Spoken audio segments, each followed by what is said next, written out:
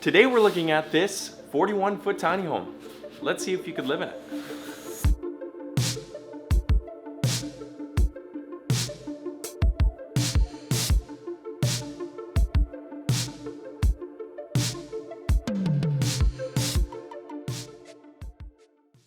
Here's a look at the home from the outside.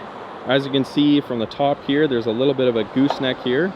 So once we're inside, you'll see that the master bedroom steps up into that area there. But I just wanted to give you a little look on the outside. So the home has a tin roof, but it also has what's called LP Smart Siding. So what this is it looks like hardy board, but it's actually a wood fiber board. So depending on where you are in the world, this expands and contracts better with moisture in the air. So if you're in a super humid location, this is going to work better for you. Welcome to the inside of the 41-foot tiny home.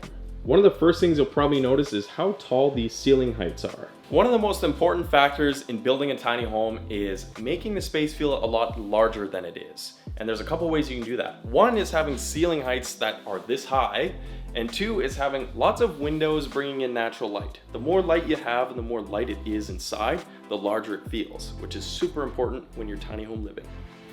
Speaking of large windows, all the windows in this house are dual pane. So this house is fully set up for 4-season living. I'm up here in Canada, so this would definitely stand our winters, and I'm sure it would where you are too. Starting at the front door, right across from the door, we have these large stacked cabinets, but it's probably not what you think it is. Behind these doors is actually a residential sized stackable washer and dryer unit. Just because you're in a tiny home doesn't mean you can't have the regular amenities you'd find in your actual home. Past the laundry, we arrive in the kitchen, and this kitchen is stocked with everything you need for everyday use. In my opinion, there's two things that make a good kitchen in a tiny home. One is going to be storage space. Without that, it's pretty much useless. And two, you need prep space. If you don't have counter space to do what you need to do, the kitchen becomes a real nightmare to have to deal with. So let's see if this kitchen has what it needs. So let's start with taking a look at what they have for prep space. So on the right hand side here, you can see they've built in this little bar top. So this is going to be more or less your formal dining area, unless you're using the couch off to the left here. I'd say you could probably fit 3 stools comfortably. And as we move forward, you're gonna have room on either side of the sink here, which is actually a pretty decent space. So you have room there off to the right, and to the left about the same amount of room. So on this side of the home, depending on how many people you're cooking for, I would say that's a decent amount of space for prep. So now moving to the right hand side, you're gonna see this is where you have your stovetop. So on either side again, you have a decent amount of counter space. I would say that's probably enough to do some prep work on this side and still being able to use this side as well. So in terms of prep space, I would say that's a pretty decent amount. Let's check out the storage. So on either side of the counter here, you're gonna have pretty much a full-length slide-out drawer, and these are on soft close hinges as well. I don't know if that's what they're called, but each drawer has a decent amount of depth to it, and they come out all the way. It's important that you have drawers that actually come out their full length. On the other side, it's gonna be similar. So again, full-length drawer, all the way to the bottom, and the bottom one has quite a bit of height, so you could definitely fit some bigger pots or pans in there for sure. Underneath the sink, this is where you're gonna probably have like cleaning supplies. Obviously you're not gonna be storing food under there, but it does offer a decent amount of room. So kitchen sink side, I'd say pretty decent amount of storage space. Let's take a look at this side of the room. So again, very similar to the sink side, you're gonna have full-length drawer slides. Down at the bottom is gonna be the larger one with decent amount of depth again. So this is all pretty much the same on this side. Underneath the oven, you do also get a little pan drawer. So this is where you're gonna have your baking sheets most likely, which again is a pretty decent size. Off to the right hand side here, it's gonna look a little bit different. What they've done is they put their water heater bypass in this side next to a couple tank heaters. One thing I did notice is that you do have 3 shelves here, but they don't have very good depth. So I think you'd probably still be able to put a dinner plate in there, but keep in mind, you're probably not gonna be putting like pots or pans or anything on this side. Now up top offers a pretty decent amount of space. Here to the left is a nice large shelf. So you got 3 different shelves in there. Moving forward to the right, a nice big swing out cabinet. And then all the way to the right here is another similar to the left-hand side. Something else they've added in is storage above the fridge, which is super nice, and that's got some pretty decent depth to it. But they've also added a drawer in the bottom here. So this is similar to the size of the drawer underneath the oven. So you got two of those little drawers at the bottom where you can put pans or something. One thing worth noting is that all the walls in this tiny home are 2x4 framed. So what that means is if this amount of cabinetry is not enough for your storage, you can always add more. So you can mount them to the wall, especially behind me here. So above the kitchen sink, this space, you can mount exposed shelving or more cabinets. Just keep in mind it starts to get a little bit high, so you might need a step stool, but you can do that if you want to. If I were to give the kitchen space a rating out of 10, I'd probably rate the prep space an 8 out of 10. For me, that's enough space for me to get things done. And the storage space, I'd probably do like a 6 or 7 out of 10. I would like to see more, but I mean, you have to keep in mind it is a tiny home. So I'd probably just add more shelving above the window, like I previously said. And that'd be enough for me. So all in all, kitchen, definitely a doable space. Next, we'll be moving towards the back of the home here. So this is where you're gonna find your second entry point there with the big glass window. On the right-hand side, you're gonna have a little futon. This is removable, it's not fixed to the floor, so if you wanted to take that out and put your own sofa there, you could do that. And then on the left-hand side, you have a nice LED TV mounted on the wall. You have a little mantle up top here, and below that is a nice little electric fireplace, which does actually give off heat. I think it's about 5,000 BTUs, so it does heat the place pretty well. This is a super nice living area. It's got plenty of headroom. I am 6'4", so that's something I need to be mindful of, but there's plenty of room to move around, to hang out, to watch TV, and really enjoy that space. Before we head upstairs, we do have this little cabinet here, and inside there's not a ton of storage, but you have a little bit right there, a little bit up top here, and then you have a cable plug as well as household plugins. And then down here, you're gonna have a battery shut off and then your little fuse panel right there.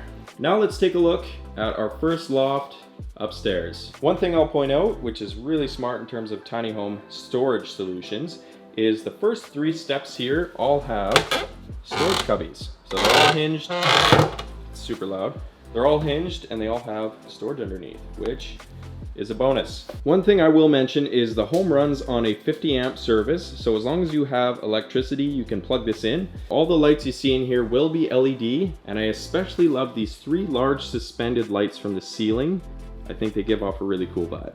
As we venture upstairs, you're gonna have a handrail on one side, which I really like because it's that like industrial look with the plumber's piping, and that runs all the way up to the top here. Once you're up top, you're gonna have 3 different windows here, which is nice for letting in natural light. And the 2 on either side are gonna be emergency exit windows. So if for whatever reason you need to get out in a hurry, you can do that with these windows here. You're probably wondering about the ceiling height up here, and you've probably guessed right. It's super low, but keep in mind, this is a loft, so you're not gonna have tons of room to be walking around up here. It's more gonna be crawl space. But you can fit a queen size bed in the loft, so that's pretty nice. And as we put things around here, this is your view from the first loft. Pretty cool. And then back there, we're gonna find our second loft. Actually, one thing I'll point out as well is this is the top of your kitchen cabinetry, so you can use that as storage space as well, if need be. As we venture over to the second loft space, you're gonna notice right up here is gonna be a mini split heating and cooling system. So this runs off of electricity, so as long as you're plugged in, that's gonna be your source of heat and cooling in the summer. Another thing I'll mention is that this home actually has a couple more sources for heating. So in the wall here, you're gonna have electric heat, but it also has forced air heat from a propane furnace. The advantage of having 2 sources of heat, so one's gonna be electric and one's gonna be propane, is that propane heat is oftentimes a wet heat. So the longer you run it without proper airflow, you might see condensation build up on the windows.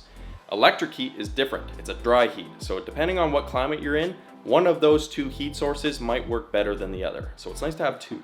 The second loft space is accessible by this ladder, but at the moment it's tethered to the post here, so I'm not gonna be able to get up there.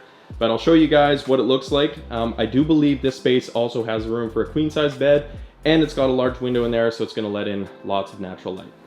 As we approach the front of the home, there's gonna be a couple things off to our right here. So right at the bottom, those are gonna be light switches. Above that, that's going to be your controls for the heating and cooling systems on board. And then right at the top here is going to be your digital readout for your tank capacities. So this home is actually very similar to an RV in the way of it does have tanks on board. So it's got holding tanks for your gray water, your black water, and then your fresh water as well. So it's going to let you know exactly what your tanks are at in terms of their capacity right here. All right, moving forward, off to our left here, we finally arrive in the bathroom. So the bathroom is going to have this really large glass shower. It's got a foot flush toilet right on the bottom there. And then as we step inside, you do get a little sink and then a bit of storage below it as well. And to give you a better idea of what the shower looks like, this is it here. You do get a little bench in the corner, which is kind of nice. But otherwise it is a fully one-piece fiberglass shower. Back outside and entering the master bedroom, again, these first 3 steps are all going to have storage underneath. I can't move it now because it's all covered in the protective wrap. But again, you do have storage underneath the first 3 steps there. The reason you have steps here is because if you remember on the outside of the home, you do have that gooseneck portion that pops up. So this is going to be your 3 steps up into the master bedroom. Here is the master bedroom. So in here, you're going to have this queen size bed, and then on either side of the bed, you're going to have these 2 very large windows bringing in tons of natural light. And then up top here, it's got the peaked ceiling, just like throughout the rest of the house. One thing they've done with the bed here is if you reach down here and pull up, it is on these gas struts. So underneath the bed, you can store extra things like pillows, blankets, sheets, anything you need to get out of the way. Turning around in the bedroom here, you're going to have a small TV on the wall. In the back corner, that's going to be your closet space. And then to the left, a little bit of storage up here on the wall. And the bedroom comes with this little barn door, which slides in place to open and close, which is a really cool styling piece. I like that. One thing I forgot to mention is that each of the windows in here does have blinds as well. So if you need a little bit of privacy or the sun's a little bit bright, you can drop those curtains and then it's going to close things off in here pretty nicely. So this tiny home is built by Mint Tiny House Company here in Delta, BC. If you're looking for more information, I'll leave a link down in the description below. But I'm interested to see what you guys think. Let me know if you think you could live in this or if you would change anything about it. I know for me, it's just me, my wife, and my dog. So I think this space would probably be enough for me to live in. With a few minor adjustments like adding storage to certain parts of the home, I think this would be a great spot to live. But let me know down below. If you liked the video, give it a thumbs up. If you want to follow along for more videos like this, please consider subscribing. It'll make a huge difference to my channel, and I thank you all for watching. I'll see you guys in the next video. What am I gonna mention? Oh!